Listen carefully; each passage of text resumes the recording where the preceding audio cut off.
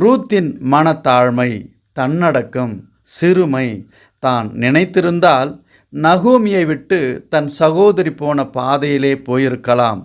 அவளும் வேறு திருமணம் செய்து கொண்டிருக்கலாம். அவளுடைய வாழ்க்கையை அவள் மாற்றி அமைத்திருக்கலாம். ஆனாலும் தன்னுடைய மாமியாரை சிந்தித்து அவரவர் நாம் எப்படி நலமாக வாழ வேண்டும் என்கின்ற எண்ணம்தான் நம்முடைய சிந்தனையில் ஓடிக்கொண்டிருக்கும்.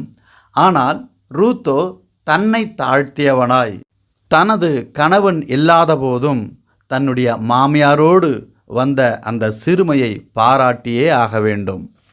யாக்கோபு 4ஆம் அதிகாரம் 6வது வசனம், அவர் அதிகமான கிருபையை அளிக்கிறாரே, ஆதலால் தேவன் பெருமையுள்ளவர்களுக்கு எதிர்த்து நிற்கிறார், தாழ்மை உள்ளவர்களுக்கோ கிருபையை அளிக்கிறார் என்று சொல்லியிருக்கிறார்.